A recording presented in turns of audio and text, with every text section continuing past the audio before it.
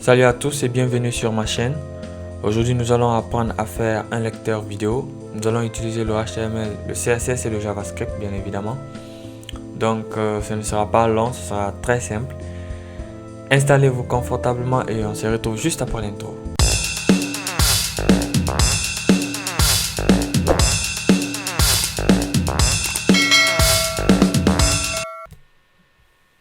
Ok, donc on va commencer avec bien évidemment le HTML. Déjà, on va mettre un bon titre ici. Vidéo player. Vidéo player. On va lancer le live server. Et je vais essayer de partager, diviser mon écran.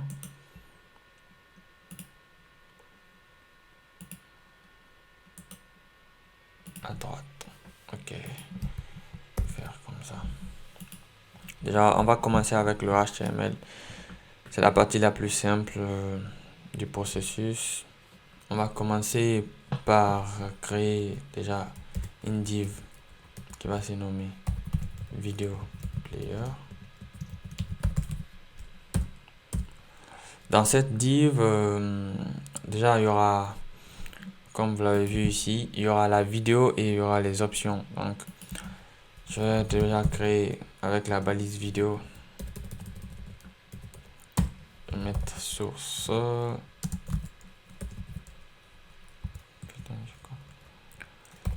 IMG. J'ai téléchargé déjà une vidéo que j'ai mis dans le dossier image. Bon, je voulais pas créer un autre dossier vidéo, je l'ai directement mis dans le dossier image. Je crois que ça n'a pas trop d'importance, en tout cas pour des petits projets comme celui-ci. Je vais donner un ID ici pour le JavaScript, bien évidemment. Video player. Après, je vais créer une div pour ce seeker là.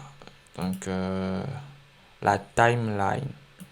Je sais pas comment vous l'appelez, mais bon. On va créer une div seek, ok. Un input de type range qui va prendre comme nom video seeker et comme ID la même chose. Donc on va copier ça. On va mettre ici. Ok. Après, on va créer une div pour les boutons. Dans cette div là, il y aura deux grandes parties. Il y aura la partie gauche et la partie un peu à droite. Donc, la partie gauche, left, on va créer une div. Parce que dans la partie gauche, comme vous le voyez ici, il y a le bouton play, le bouton stop. Dans la partie droite, il y a les boutons pour le volume. Il y a les boutons qui permettent d'ajuster le volume. Donc, on va commencer ici. On va mettre une div de classe play pause. Play. Pourquoi pas play pause track. Bien. Vidéo. Play pause vidéo. On va créer une div play pause. Play pause vidéo. Je sais pas. Dans cette div là, il y aura deux boutons. Il y aura le bouton play et dès qu'on lance, il y aura le bouton pause. Donc il y aura FA play.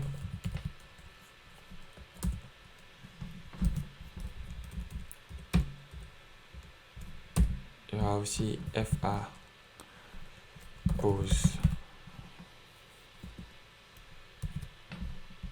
Bon, pour vous permettre de bien voir, je vais passer en full screen.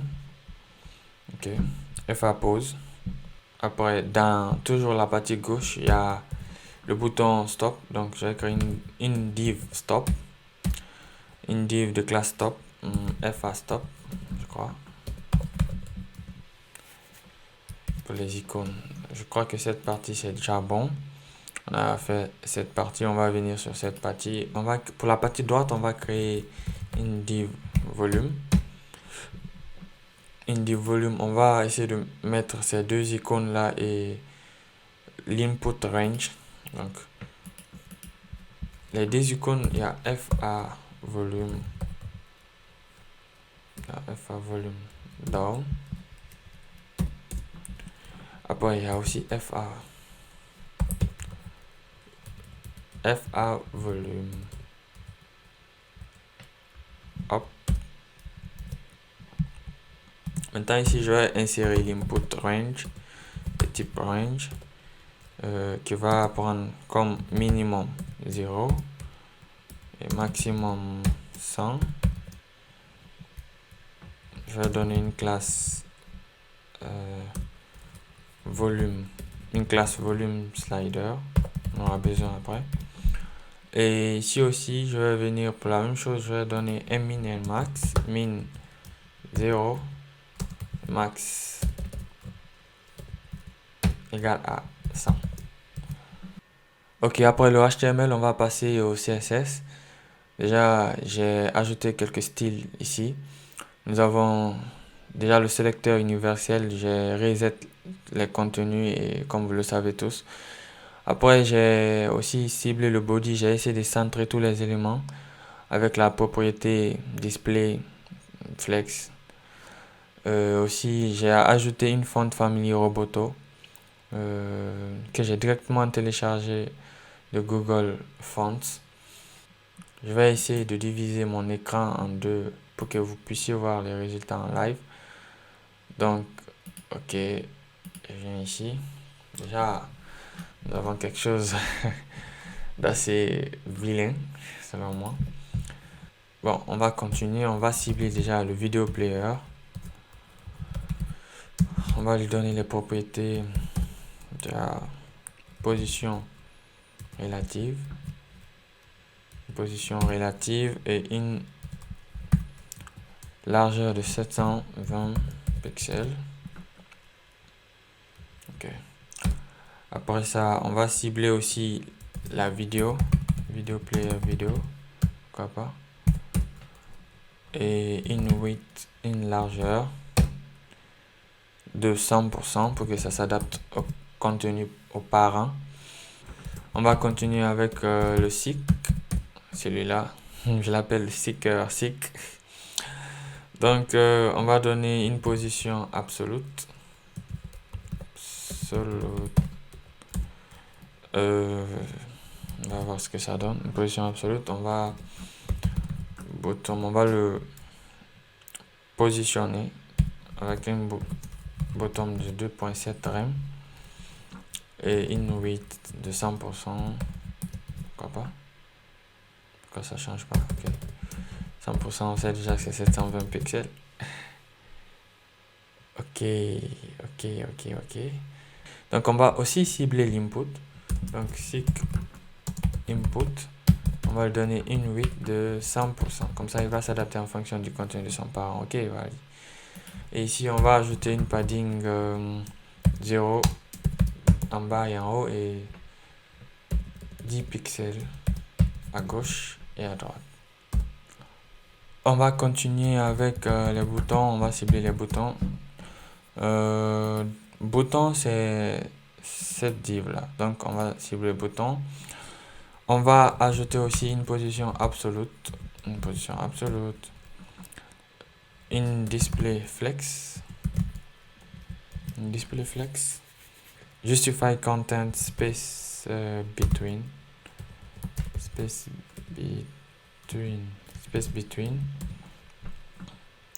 Déjà, pourquoi il n'y a pas de fait, on va donner une largeur. Ok, 100%, une largeur de 100%. Ok. Aussi, on va donner un bottom de 1 rem. Un bottom de 1 rem. C'est pas déjà mal. Le padding aussi doit suivre 0 et 10 pixels à gauche et à droite. Ok, on va essayer aussi de styliser cette partie là. On va mettre les éléments côte à côte. Donc déjà, je vais faire comment? on va masquer le bouton pause, style, display, none. Ok. On va essayer de mettre ces deux flex, on va les mettre côte à côte. On va juste prendre la classe left. On va ajouter une propriété display flex.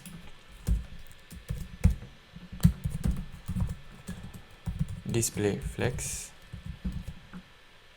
Ok, on va mettre une justify content de space between et ajouter une largeur pour avoir l'effet 100 pixels. Je crois que c'est trop écarté. On va diminuer. On va mettre 50 pixels, pourquoi pas. 50 pixels. Donc après le left, on va aussi s'occuper de cette partie, vu qu'on doit essayer d'aligner les icônes avec cette barre. Donc on va toujours utiliser le flex, volume, display flex, display flex et align item, align item center. Ok, déjà c'est centré. On va continuer. On va essayer de styliser les deux barres là. On va les styliser de la même façon. Donc on va les cibler. Video seeker, je crois. C'est video seeker. On va cibler déjà cette barre. Ok, c'est video seeker. Et l'autre barre c'est volume. Non, quel volume? Ok, volume slider. On a video seeker et la classe volume slider. Déjà, on va les donner une apparence non pour réinitialiser tout. Une apparence non. Déjà, pourquoi j'ai pas le fait sur classe volume slider? Je vais copier ça pour ne pas avoir de problème ici. Et je vais coller ici. Ok. Ok, déjà avec la propriété apparence, on initialise tous ces éléments, on les enlève les styles par défaut et on va les styliser comme on veut. On va ajouter 5 pixels, in 8 de 5 pixels, un background. Déjà c'est blanc mais on va toujours insister sur le fait. Une opacité de 0.7.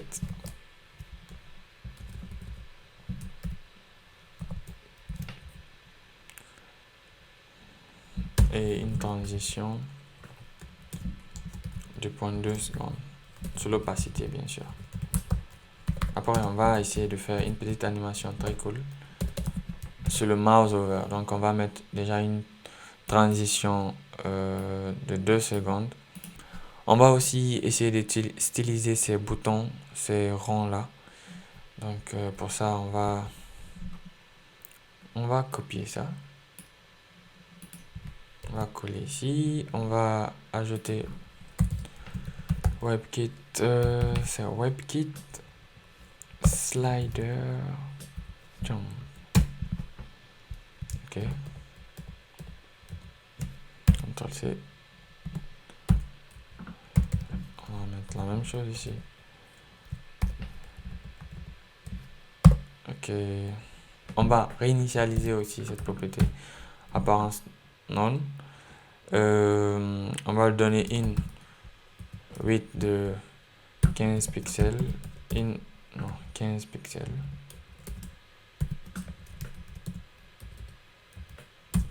In 8 de 15 pixels. Un background color black. Mais pourquoi il s'affiche pas? Peut-être à cause du background. Background color black, ok. Et une border radius. Une border radius de 50% pour le rendre entièrement rond. Et le curseur, on va donner pointer. Cursor pointer. Comme ça, à chaque fois qu'on va passer la souris, on a l'icône en main qui sort. Donc, on va aussi gérer le hover comme je l'avais dit. On va copier ça.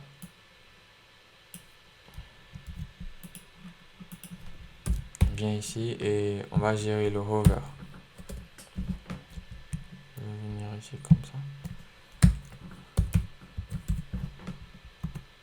Donc le hover.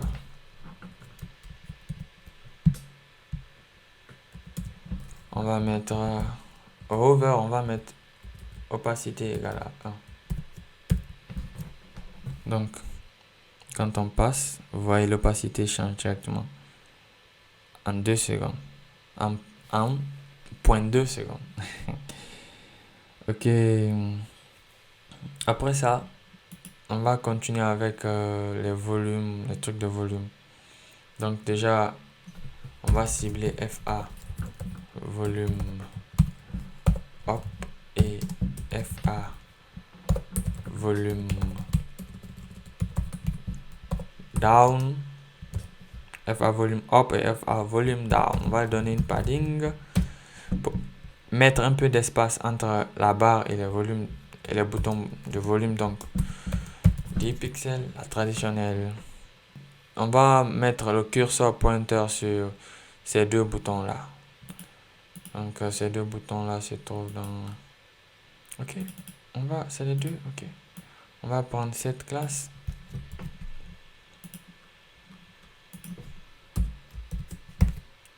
Et l'autre, stop. La classe stop. On va y mettre curseur pointeur.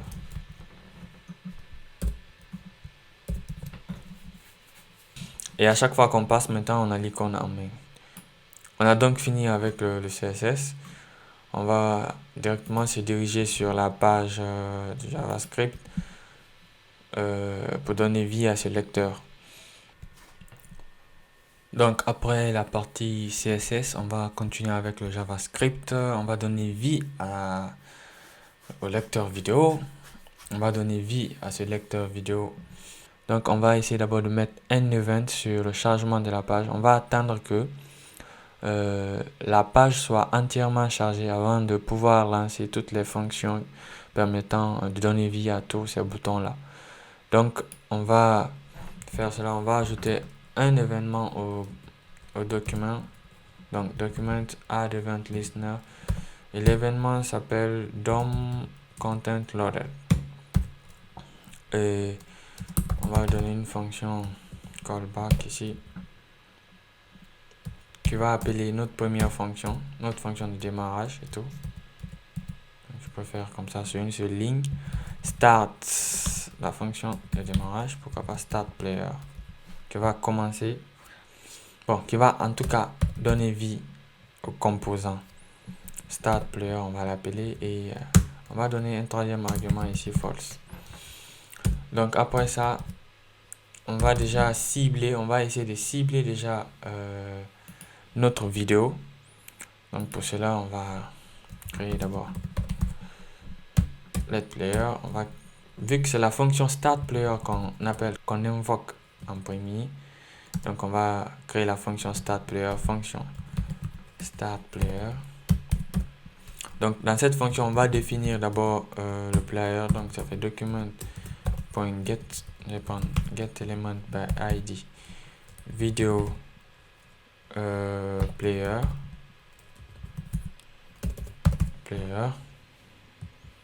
Déjà, on va donner les contrôles false. Player.controls false égale à false. Pour éviter que les contrôles de HTML par défaut sortent. Donc, on va continuer. Après la fonction start player, on va essayer déjà de cibler cet élément là et d'ajouter une fonction qui permet à chaque fois qu'on clique sur ce bouton de lire la vidéo. Donc ce qu'on va faire, on va créer une fonction play, fonction play vidéo vide. Cette fonction là va prendre le player et play. Player.play. Vu que c'est un média, En appelant ici la méthode play, JavaScript va directement comprendre qu'on veut lire le média. Donc, on va lire le média. On va essayer de voir ce que ça va donner ici. On attend que le contenu de la page soit bien chargé. Et après, on va cliquer. Pour l'instant, il n'y a rien vu que je n'ai pas appelé la fonction au clic. Bon, pour cela, on va venir ici et on va directement mettre ici un événement, on click. On va directement appeler la fonction playVid qui se trouve dans notre fichier JavaScript. Et on va venir ici. On continue. Et vous voyez, dès qu'on clique sur la fonction, sur le bouton, JavaScript sait que c'est un média et il commence à le lire directement. Donc, je vais arrêter d'abord la lecture. Je vais venir ici et implémenter la fonction pause. Donc, fonction pause vidéo, pause vide. Fonction pause vide. Cette fonction va aussi essayer directement de prendre le player et poser. JavaScript comprendra directement qu'on veut poser. Et comme ça, déjà ici, c'est sur le bouton pause qu'on doit ajouter. Donc on va essayer ici, on va mettre on clic. Pause. Vite. Maintenant, le problème c'est que à chaque fois qu'on clique ici, normalement le bouton pause devrait s'afficher. Mais vous voyez, le bouton pause ne s'affiche pas. Donc on va essayer de gérer cela. Vu qu'on a déjà donné un display non ici, on va venir dans le JavaScript, on va dire qu'à chaque fois que tu cliques sur le bouton play, tu vas cibler document.query selector fa play, déjà fa play.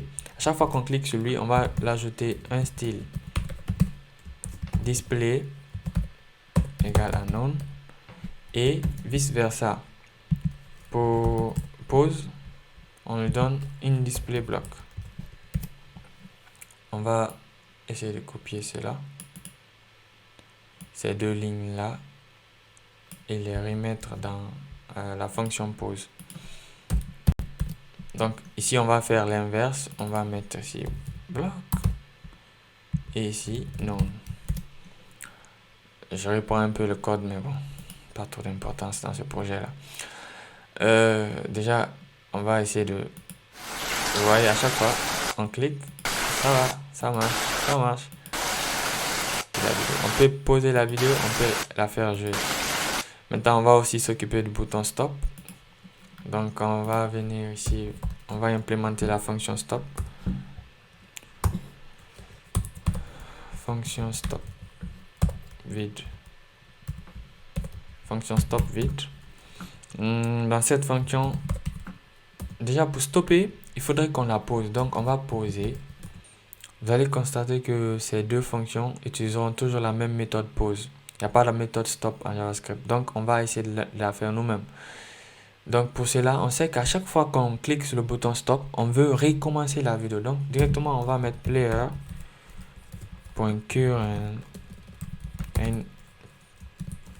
propriété JavaScript qui permet de réinitialiser la vidéo. Donc à chaque fois que on clique sur le bouton pause, le player current time, on l'envoie à 0. Ça veut dire qu'on recommence la vidéo. Donc on va d'abord appeler la fonction. On va venir ici. Je vais cliquer, je vais copier ça. Ici, on va coller. On va appeler la fonction stop. Vous savez quoi? Ici, stop. Stop vite. Donc, on va essayer. À chaque fois qu'on clique, la vidéo commence à jouer. On peut la poser. Et pendant que la vidéo joue, à chaque fois qu'on clique sur ce bouton, la vidéo est réinitialisée. Bon, c'est une vidéo où on ne peut pas connaître vraiment le début et la fin, mais la barre là nous permettra de comprendre ça. Donc on va essayer de la mettre aussi en vie. On va venir dans le fichier JavaScript. Après les deux boutons le bouton play, le bouton pause. Déjà, je constate une erreur ici, parce que à chaque fois qu'on clique ici, ok, ça va, mais à chaque fois qu'on clique aussi sur ce bouton, le bouton ici devra changer. Par exemple, si on est sur play ici, on est sur play, à chaque fois qu'on clique ici, l'icône ici doit changer. Donc, on va venir régler ça ici vite. Il suffit juste de copier cela et venir coller ici. Je me suis encore répété, mais bon. À chaque fois qu'on clique ici, on tape, ok. Voilà, la vidéo est réinitialisée et le bouton aussi est revenu à la normale. Pause, play. Donc, à chaque fois que tu cliques, ça va recommencer. Tu stops, ça revient à 0 et le play apparaît. Donc, on a fixé ça. On va continuer avec le change volume. On va essayer aussi de régler le volume du son avant d'attaquer cette barre. On va attaquer la barre du volume. Donc, la fonction volume, ce sera une fonction très simple. Fonction, on va l'appeler change volume. Donc, directement, on va prendre la propriété volume de JavaScript qui sera égal à quoi? Au document.querySelector, on va cibler le volume slider. Vu que c'est un input, il aura une valeur. Vu que c'est un input, il va retourner une valeur. Donc, on va cibler volume slider .value. Mais le volume en JavaScript a pour minimum 0 et maximum 1. Donc, le volume doit être compris entre 0 et 1. Donc, ce qu'on va faire ici, on va essayer de diviser par 100. Comme ça, si on a par exemple 58 ici, il divise par 100, on a 0,58. Donc, par exemple, on va essayer de lancer et voir. Ça marche. Oh, on n'a pas appelé la fonction. Je vais venir ici, toujours la même méthode. On va ajouter cette fois-ci un événement onChange. C'est qu'à chaque fois que l'input est changé, la valeur de l'input est changée. À chaque fois que la valeur de l'input est changée, on appelle la fonction change. Ok, la fonction change vol. Donc on va essayer ça.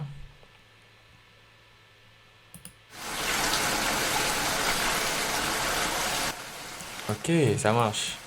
À chaque fois qu'on change la valeur de cet input, le volume change. Voilà. Donc, on va aussi s'occuper de cette barre. La barre. Là, juste ça pour arrêter. Ok.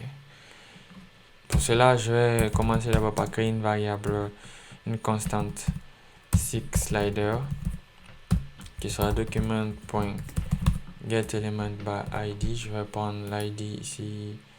Ok, vidéo seeker. On va essayer d'abord de créer une fonction update, seek update, pourquoi pas, qui va essayer de mettre à jour cette barre, le défilement de cette barre à chaque fois que la vidéo est lue. Donc à chaque seconde, on aura une implémentation et ce bouton sera animé comme ça. Donc on va venir créer la fonction seek update. La fonction seek update va rien prendre en argument. On va créer seek position, pourquoi pas, seek position égale à 0. Donc on va vérifier d'abord si ce n'est pas un nombre, si la durée n'est pas un nombre. Voilà. If is not a number, qu'est-ce qui n'est pas un nombre? Player.duration. Donc si ça c'est pas un nombre, qu'est-ce que tu vas faire? Donc seek position serait égal à player.currentTime, le temps le temps où on se trouve dans la vidéo, le temps de lecture de la vidéo, multiplié par 100 divisé par player duration. on va update notre bouton. Donc, si on va obtenir là-bas une seek position qu'on va donner comme value, parce que le seek slider est un input. Donc, on va donner comme value égale à seek position qu'on a déterminé précédemment. Cette fonction, elle doit être appelée à quel moment? La fonction seek update doit être appelée à chaque fois que la vidéo est lue. Donc, autrement, elle doit être appelée dans cette fonction playVid. Donc, on va essayer d'appeler la fonction seek update. Ok. On va venir ici et on va voir. Chaque fois qu'on clique. Ok. Le bouton est revenu à 0. Vu que nous sommes là. Mais pourquoi il n'a pas continué? Ah ouais, il faudrait qu'on mette un set intervalle. Pourquoi? Parce que ça doit être update à chaque 1 seconde. Donc, je vais créer un set update let x égale a. Je préfère mettre dans une variable, comme ça, s'il y a besoin de l'enlever, ce sera facile. Seek intervalle, je vais utiliser emit. Ok, intervalle 1000 millisecondes. On va appeler la fonction seek update. Donc, je crois que ça doit marcher. On va essayer de voir ça. Ok, ça marche. Maintenant, il y a quelque chose qui m'agace. C'est qu'au début, normalement, le bouton, le rond devait être au début ici. Donc, on va venir juste ici. Dans le index HTML, on va donner une valeur de départ égale à 0. On va donner une valeur de départ égale à 0. Ok, déjà c'est à l'initial et à chaque fois qu'on clique, il y a l'update qui se crée et la vidéo roule. Maintenant, qu'est-ce qui arrive quand on essaie de faire ça? Ça n'a aucun effet sur la vidéo. Ça n'a aucun effet sur l'avancement de la vidéo. Donc on va créer une fonction qui permet aussi de gérer cela. Chaque fois qu'on clique ici, on voudrait que la vidéo avance jusqu'à ce point-là. Donc on va créer la fonction... comment je vais l'appeler? Ok, fonction seek. Pourquoi pas? Seek_to. Une fonction seek_to. Qu'est-ce que cette fonction va faire? Pour commencer, on va d'abord déterminer la valeur de cette barre-là. C'est qu'à chaque fois qu'on envoie ici, il y a une valeur associée à ce point-là. Ici aussi, il y a une valeur associée à ce point. Comme ici, il y a une valeur. Ici, par exemple, c'est 0. La valeur égale à 0. Ici, c'est 100. Donc, ici, probablement 50% ici. 50% ici. Donc, on va essayer de déterminer d'abord cette valeur-là. Donc, cette valeur-là, on va prendre ça. Ça fait player duration multiplié par quoi? Seek slider, la variable que j'ai déjà définie, point valeur, divisé par 100. Ici aussi, c'est la même chose. Pour nous, c'est 0 à 100. C'est 0 à 100%. 0% à 100%. Mais en JavaScript, c'est de 0 à 1. Donc ici, c'est 0,5 le milieu. Ici, c'est 0,1. Vous voyez, donc c'est pourquoi on divise par 100 ici. Pour obtenir la valeur divisée par, on va avoir une valeur entre 0 et 1. Donc après ça, on va juste update en disant que player current time, on lui donne la valeur du seek_to. Déjà, après donc avoir calculé le seek_to, c'est que la position du bouton, directement on affecte au player current time cette position. Donc on va essayer d'appeler cette fonction, on va voir le résultat. Pour appeler cette fonction, c'est toujours la même chose. On va appeler un onChange au lieu d'un onClick. Donc un onChange sur le video seeker. On a appelé un onChange sur l'input, sur cet input là. La fonction s'appelle seek_to. Donc je vais venir essayer. Ok. Ok. À chaque fois que j'envoie. Ok. Ok. Et maintenant, si on appuie ici, il revient à l'initial parce que la position qu'on avait donnée, c'est 0. Donc, vous voyez, tout marche, tout fonctionne. Chaque fois qu'on clique ici, on peut augmenter le volume. Bon, je ne vois pas trop le changement. Quand on diminue, voilà, le changement est là. Ainsi prend fin ce tutoriel. J'ai été ravi de vous le présenter. Si vous avez aimé, n'hésitez pas à vous abonner, à partager et à liker. On se retrouve à plus tard pour de prochaines vidéos. Prenez soin de vous. Ciao.